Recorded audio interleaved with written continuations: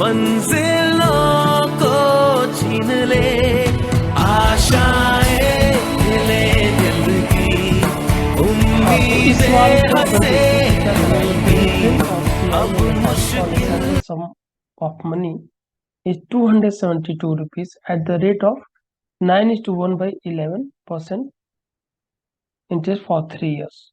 Find the sum. हमें यहाँ पे P की वैल्यू बतानी है कि P की वैल्यू क्या होगी। रेट आपका दे रखा है 9:1/11%।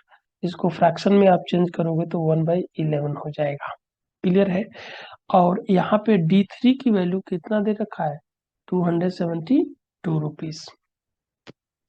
अब बेसिकली यहाँ पे आपको पता है कि D3 की वैल्यू कितना होता है, 3D2 प्लस D2 का R%। ठीक है, 3D2 प्लस D2 का R%। तो अब इतनी बड़ी संख्या है, अब इसको तोड़ना थोड़ा सा मुश्किल है। ठीक है, तो जो रेट होता है ना, जैसे 1/11 है, रेट क्या है 1/11।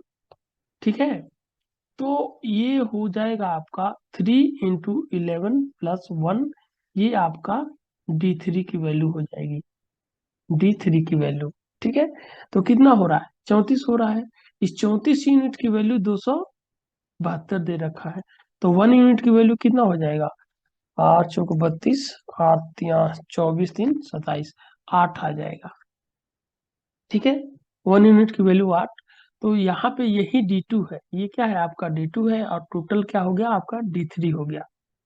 तो D2 की वैल्यू कितनी है 11, तो आप करोगे 11 × 8, तो आपका 88 आ जाएगा D2 की वैल्यू। ठीक है, ठीक है। अब आपको पता है कि D2 = P का R% का R%।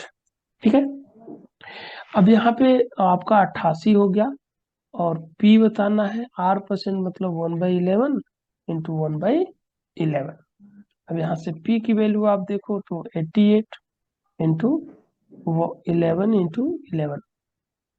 ठीक है, अगर 88 किसके मल्टीपल है, 11 × 8 है, 88 जो है 11 × 8 है। तो आप करो कि 11 का क्यूब कितना हो, 11 × 11 × 11 1331 होता है, 8 से मल्टीप्लाई कर दो तो ये आ जाएगा 8 4। तो 48 केवल एक ही ऑप्शन में है, मतलब आपका option A is the correct answer. आपको पूरा भी कैलकुलेशन करने की जरूरत नहीं है, यही आपका आंसर हो जाएगा। क्लियर है। तो बेसिकली इस सवाल में हमने जो ये डिफरेंस दिया हुआ है वो बड़ा वैल्यू दिया हुआ है। ठीक है, और अगर छोटा होता तो हम आसानी से तोड़ लेते, ठीक है ना, स्प्लिट कर लेते और D2 की वैल्यू आसानी से पता कर लेते हैं। लेकिन ये वैल्यू थोड़ा बड़ा है, तो जब वैल्यू बड़ा होता है तो हम रेट को क्या करते हैं, रेट को इस तरीके से तोड़ते हैं। आपको पता है कि D3 की वैल्यू क्या है, 3D2 + D2 का R%। ठीक है, तो इस रेट को ही इसी फॉर्मेट में हम कर लेंगे, और यहाँ से 1 यूनिट की वैल्यू लेके ये 11 जो है हम यहाँ पे D2 सपोज कर लेते हैं। ठीक है, तो 88 सर हो जाए। हाँ जी, सर वो 3 इयर्स का लिया है या 3D2 का लिया है, जो 3 × 11 किया है वो? ये 3 साल का है, D3 है, 3 साल के CI और SI का अंतर है ये डिफरेंस। ठीक है ना। Yes sir. हाँ, तो ये आपका P की वैल्यू है। क्लियर।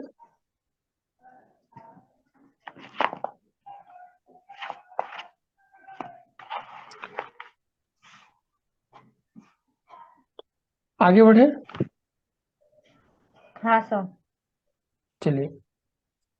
अब यहाँ पे नेक्स्ट क्वेश्चन है, if the simple interest on a certain some of money for 4th year is 500 and difference between simple interest and compound interest for 2 years is 25 rupees, then find the rate of interest। हमें यहाँ पे rate की value find out करना है। Rate की value क्या होगी,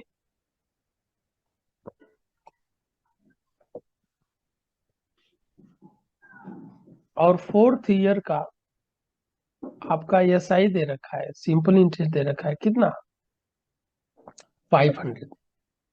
ठीक है, हाँ, और D2 की वैल्यू आपका दे रखा है कितना, 25।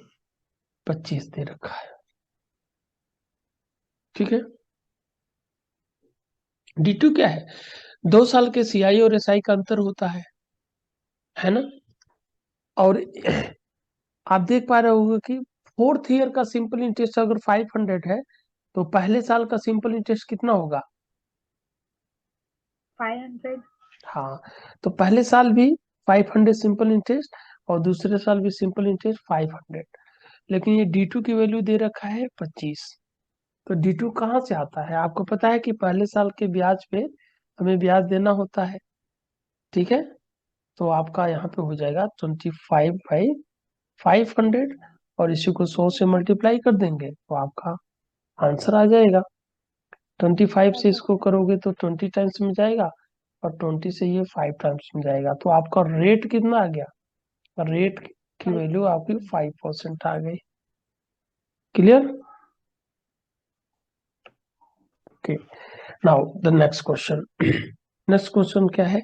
If the difference between SI and CI for 2 years is 28 rupees.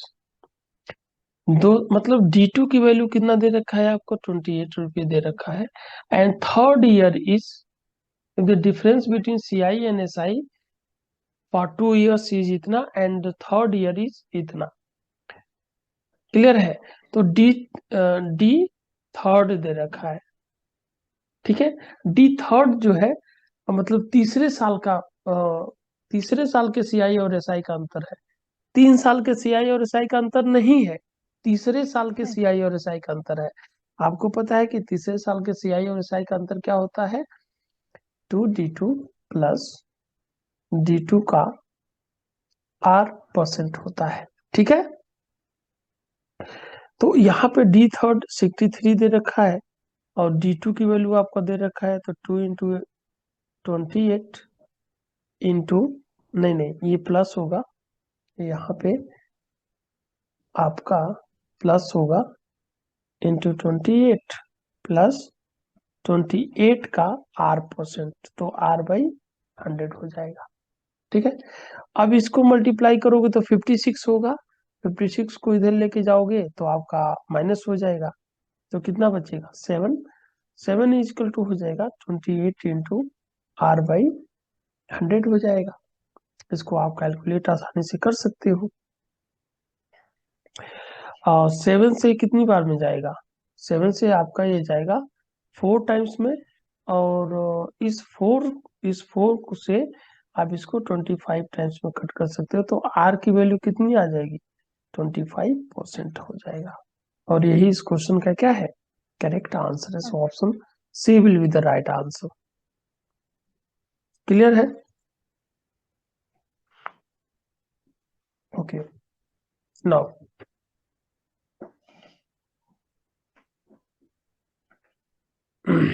Clear है? हाँ सर।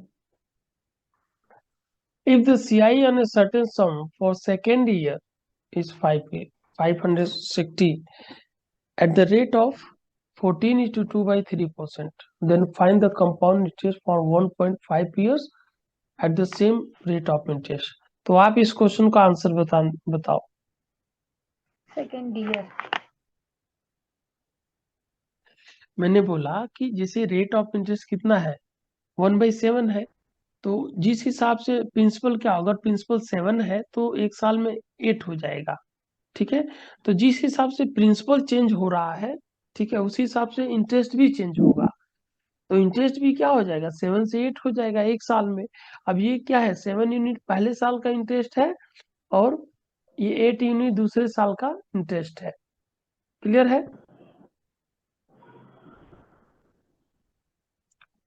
क्लियर? हाँ तो यहाँ, सर। हाँ, तो यहाँ पे अगर आप देखो, यहाँ पे देखो, तो इस दूसरे साल का ये ब्याज है और ये पहले साल का ब्याज है। इस दूसरे साल की वैल्यू कितना दे रखा है? 560, 560 दे रखा है, ठीक है? तो एक यूनिट की वैल्यू कितनी हो जाएगी? 70 हो जाएगा, ठीक है? क्लियर है? एक यूनिट की वैल्यू 70 हो जाएगा, लेकिन हमें कितने साल का ब्याज बताना है? Compound interest 1 year and 5 month, 1 year and 6 month.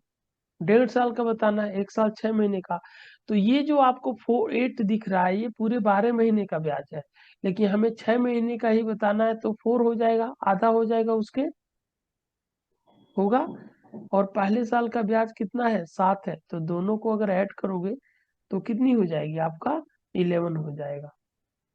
ठीक है, 11 क्या हो जाएगा आपका, कंपाउंड इंटरेस्ट हो जाएगा।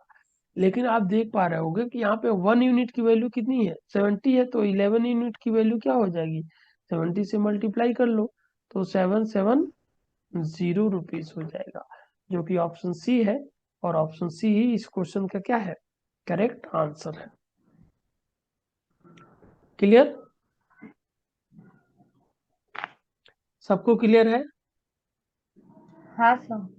ओके, नाउ यहाँ पे देखो कह रहा है कि 13 इयर्स का कंपाउंड इंटरेस्ट इतना है, find the compound interest for 10th year. ठीक है, if the rate of interest is 16:2/3%। तो रेट कितना है आपका, 16:2/3% है। इसको फ्रैक्शन में चेंज करोगे तो 1/6 आएगा। क्लियर है? हाँ, अब टेंथ हाँ ईयर सर। का 10th ईयर का सीआई पूछ रहा है, ये सीआई आपको पूछ रहा है 10वीं साल का, और 13 ईयर का सीआई आपको दे रखा है। ठीक है, तो आप देखो तीनों में कितने साल का डिफरेंस है, तो आप बोलोगे 3 साल का डिफरेंस है। ठीक है, तो 1 साल में इंटरेस्ट 6 से कितना हो जाएगा, 7 हो जाएगा, होगा ना। 1 साल में 6 से 7 हो जाएगा, तो 3 साल हाँ में सर। कितना होगा, 6 पे 6, 6 पे 3, 6 7 36 36 हाँ, तो ये 6 पे कितना हो जाएगा, 6 पे आपका 3 हो जाएगा, और ये 7 पे आपका 3 हो जाएगा 3 साल में। ठीक है, तो ये हो जाएगा आपका 216, और ये हो जाएगा 343 हो जाएगा। ठीक है, 3 साल का डिफरेंस है। क्यों क्यों ऐसा, अभी मैंने आपको बताया कि जिस हिसाब से, जिस रेट से प्रिंसिपल बढ़ता है उसी रेट से इंटरेस्ट भी बढ़ता है। ठीक है, सो इस 343 की वैल्यू आपका दे रखा है 514.5 दे रखा है। अब यहां से देखो तो ये कितना गुना है, 1.5 गुना है, तो ये भी क्या हो जाएगा 1.5 गुना। ठीक है, तो 15 6 जा 90, 9 कैरी हो जाएगा, 15 1 जा 15 और 9 24, 4 हो गया 2, और 15 2 जा 30, और 2 32।